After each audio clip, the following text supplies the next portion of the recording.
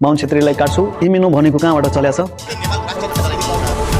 सबै नेपाली जनता हौं हामी अरु चाहिँ एलियन हो नमस्कार सबैजनालाई हर्क सम्पाङजीले भन्नुहुन्छ अरुलाई विदेशी दलाल अमेरिकाको एजेन्ट तर खासमा दलाल हेर्ने आइना आफ्नै घरमा रहेछ यी भिडियो हेर्नुहोस्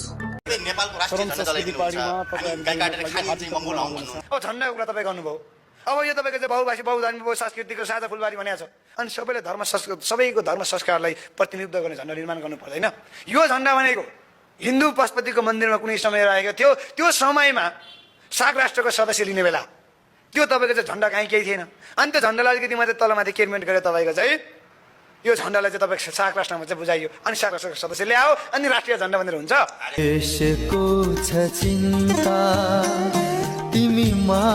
को हुन् सामान्य जनता अवश्य होइन यी सबै हर्क सम्पाङकै वरिपरिको मान्छेहरू रहेछन् जुन कि एमएनओको मान्छेहरू हुन् एमएनओ भनेको कहाँबाट चलेछ अमेरिकाबाट एमएनओ भनेको मंगोल नेशनल अर्गनाइजेसन उहाँहरूको सिद्धान्त के हो र उहाँहरूको बोल्ने शैली र भाषण गर्ने शैली के हो खाली बाहुन क्षेत्रीलाई काट्छु हामी मूलवासी रे अरु चाहिँ एलियन हो माथिबाट झरेको ढुङ्गा हो अवश्य होइन हामी सबै नेपाली जनता हौं हामी सबै मिलेर बस्नुपर्छ यहाँ तपाई मंगोल र म मधेसी होइन हामी सबै एउटा नेपाली हौं र नेपाललाई बनाउनलाई अरूलाई काटेर होइन यदि तपाईले काट्नै छ भने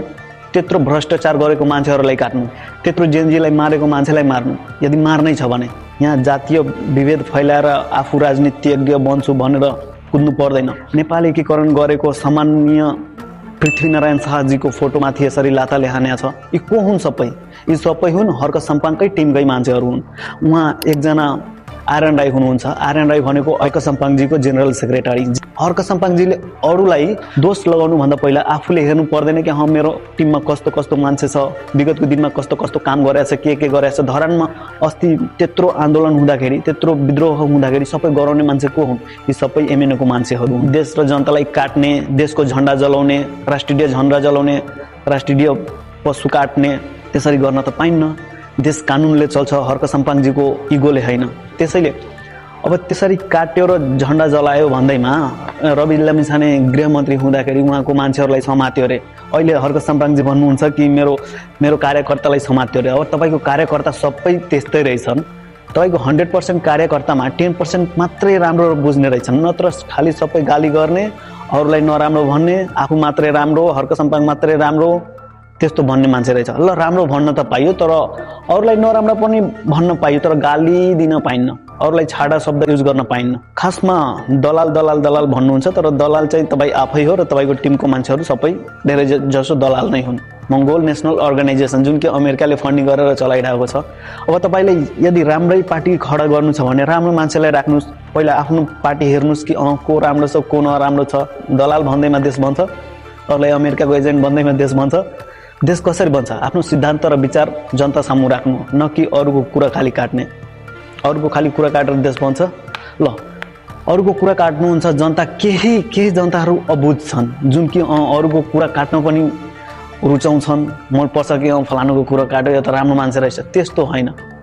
पछि उहाँहरूले आफै बुझ्नुहुन्छ कि तपाई कस्तो मान्छे रहेछ तपाईले पर्सनली मैले भने हैन तपाई पर्सनली राम्रो मान्छे हुनुहुन्छ तर जब तपाईको जति पनि टिममा मान्छे हुनुहुन्छ नि त्यो सबै दलाल र अमेरिकाको एजेन्ट खासमा तपाईको टिममा हो यहाँ बालेन्सा कुलमान घिसिङ र रवि लामिछाने दलाल होइन दलाल तपाई र तपाईको टिम रहेछ त्यसैले र तपाई विगतको दिनमा राम्रो काम गर्नुभएको छ त्यही भएर विगतमा एउटा नेपाली पनि हैन तपाईको विरोध गर्ने पहिला चाहिँ अहिले तपाईले यस्तो कुरा गर्नुहुन्छ अरूलाई मात्र दलाल देख्नुहुन्छ दलाल भनेको अहिले त सबै तपाईको टिमकै मान्छे रहेछ सब एमएनओको मान्छे बाहुन क्षेत्री काट्छु रे राष्ट्रिय झण्डा जलाउँछु रे त्यसरी गर्न पाइन्छ पाइदैन नि राष्ट्रिय झण्डा जलाएको मान्छेलाई तपाईले आफ्नो टिममा राख्नु भएको छ त्यसलाई के भन्ने देशभक्त बन्ने अब कोही टेरोरिस्टलाई तपाईले आफ्नो टिममा राखेर अनि भन्नुहुन्छ कि म देश बनाउँछु कसले पत्याउँछ जनताले पत्याउँछ अवश्य पत्याउँदैन जुन मान्छेलाई यसको बारेमा थाहा छैन तिनीहरूले मात्रै पत्याउँछ सो त्यसैले भन्छु म तपाई आफ्नो टिम हेर्नुस् कस्तो राम्रो मान्छे हुनुहुन्छ आफ्नो भिजन देखाउनुस् आफ्नो टिमको मान्छे बदल्नुस् न कि सबै चोर र दलाललाई राखेर तपाई देश बनाउँछु भनेर गफ नदिँदा हुन्छ हस् धन्यवाद जय नेपाल